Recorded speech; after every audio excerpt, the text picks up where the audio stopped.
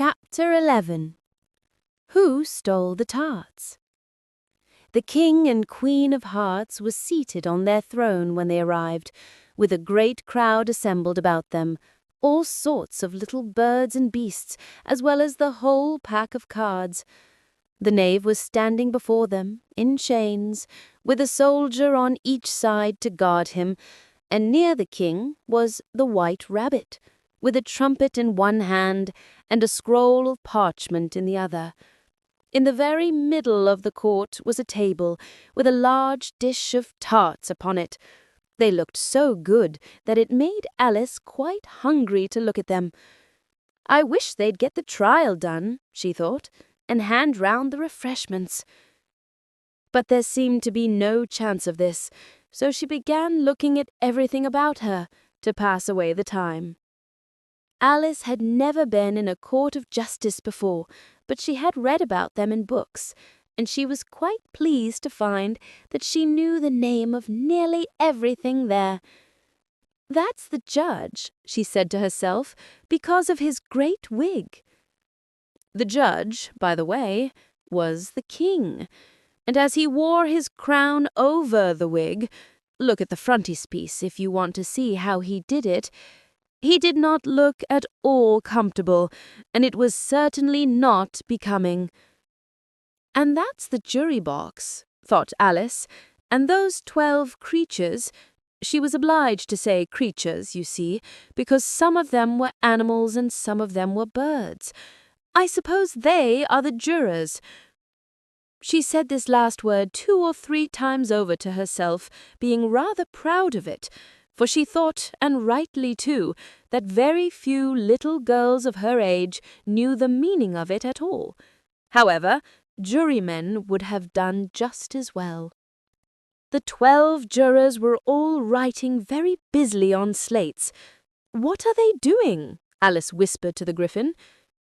"They can't have anything to put down yet before the trial's begun." "They putting down their names," the Gryphon whispered in reply, "for fear they should forget them before the end of the trial." "Stupid things," Alice began, in a loud, indignant voice, but she stopped hastily, for the White Rabbit cried out, "Silence in the court!" and the king put on his spectacles and looked anxiously round to make out who was talking. Alice could see, as well as if she were looking over their shoulders, that all the jurors were writing down stupid things on their slates, and she could even make out that one of them didn't know how to spell stupid, and that he had to ask his neighbor to tell him. "A nice muddle their slates'll be in before the trial's over," thought Alice. One of the jurors had a pencil that squeaked. This, of course, Alice could not stand, and she went round the court and got behind him, and very soon found an opportunity of taking it away. She did it so quickly that the poor little juror, it was Bill, the lizard, could not make out at all what had become of it. So, after hunting all about for it, he was obliged to write with one finger for the rest of the day, and this was of very little use, as it left no mark on the slate. "Herald, read the accusation," said the king. On this the White Rabbit blew 3 blasts on the trumpet and unrolled the parchment scroll and read as follows. "The Queen of Hearts, she made some tarts, all on a summer day. The Knave of Hearts, he stole those tarts and took them quite away." "Consider your verdict," the king said to the jury. "Not yet, not yet," the rabbit hastily interrupted. "There's a great deal to come before that." "Call the first witness," said the king, and the White Rabbit blew 3 blasts on the trumpet and called out, "First witness." The first witness was the Hatter. He came in with a teacup in one hand and a piece of bread and butter in the other. "I beg pardon, Your Majesty, for bringing these in, but I hadn't quite finished my tea when I was sent for." "You ought to have finished," said the king. "When did you begin?" The Hatter looked at the March Hare, who had followed him into the court arm in arm with the Dormouse. "The 14th of March, I think it was," he said. "15th," said the March Hare. "16th," added the Dormouse. "Write that down," said the king to the jury, and the jury eagerly wrote down all 3 dates on their slates, and then added them up and reduced the answer to shillings and pence. "Take off your hat," said the king to the Hatter. "It isn't mine," said the Hatter. "Stolen!" the king exclaimed, turning to the jury, who instantly made a memorandum of the fact. "I keep them to sell," added the Hatter as an explanation. "I've none of my own. I'm a Hatter." Here the queen put on her spectacles and began staring at the Hatter, who turned pale and fidgeted. "Give your evidence," said the king, "and don't be nervous or I'll have you executed on the spot." This did not seem to encourage the witness at all. He kept shifting from one foot to the other, looking uneasily at the queen, and in his confusion he bit a large piece out of his teacup instead of the bread and butter. Just at this moment Alice felt a very curious sensation, which puzzled her a good deal until she made out what it was. She was beginning to grow larger again, and she thought at first she would get up and leave the court, but on second thoughts she decided to remain where she was as long as there was room for her. "I wish you wouldn't squeeze so," said the Dormouse, who was sitting next to her. "I can hardly breathe." "I can't help it," said Alice very meekly. "I'm growing." "You've no right to grow here," said the Dormouse. "Don't talk nonsense," said Alice more boldly. "You know you're growing too." "Yes, but I grow at a reasonable pace, not in that ridiculous fashion." And he got up very sulkily and crossed over to the other side of the court. All this time the queen had never left off staring at the Hatter, and just as the Dormouse crossed the court, she said to one of the officers of the court, "Bring me the list of the singers in the last concert," on which the wretched Hatter trembled so that he shook both of his shoes off. "Give your evidence," the king repeated angrily, "or I'll have you executed, whether you're nervous or not." "I'm a poor man, Your Majesty," the Hatter began, in a trembling voice, "and I hadn't begun my tea, not above a week or so, and what with the bread and butter getting so thin, and the twinkling of the tea—" "The twinkling of the what?" said the king. "It began with the tea," the Hatter replied. "Of course twinkling begins with the tea," said the king sharply. "Do you take me for a dunce? Go on."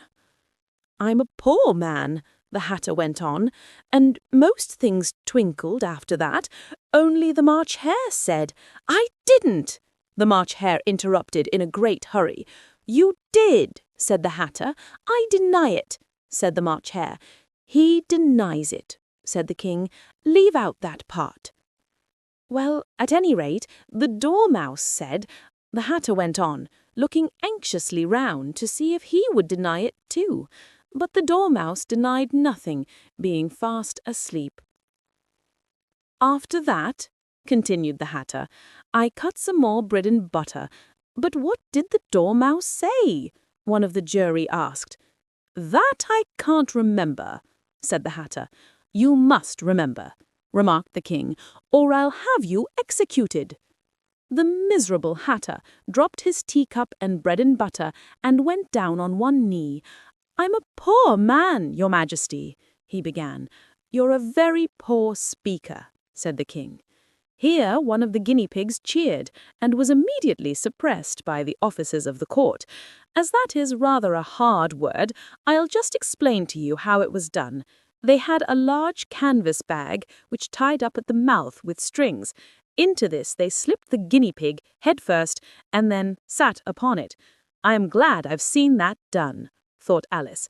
I've so often read in the newspapers, at the end of trials, there was some attempt at applause, which was immediately suppressed by the officers of the court, and I never understood what it meant till now. If that's all you know about it, you may stand down, continued the king. I can't go no lower, said the Hatter. I'm on the floor as it is. Then you may sit down, the king replied. Here the other guinea pig cheered, and was suppressed. Come, that finished the guinea pigs, thought Alice. Now we shall get on better. I'd rather finish my tea, said the Hatter, with an anxious look at the Queen, who was reading the list of singers. You may go, said the king, and the Hatter hurriedly left the court, without even waiting to put his shoes on. And just take his head off outside, the Queen added to one of the officers, but the Hatter was out of sight before the officer could get to the door. Call the next witness, said the king. The next witness was the Duchess's cook.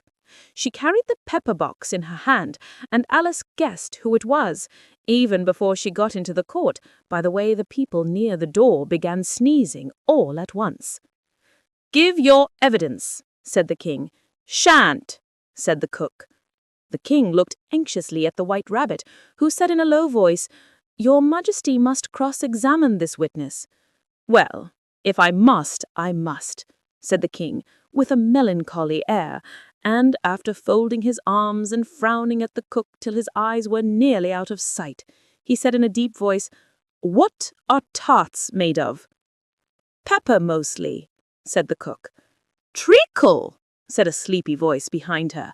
Collar that dormouse, behead that dormouse, turn that dormouse out of court, suppress him, pinch him, off with his whiskers.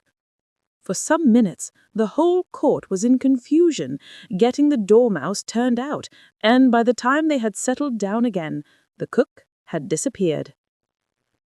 Never mind, said the king, with an air of great relief.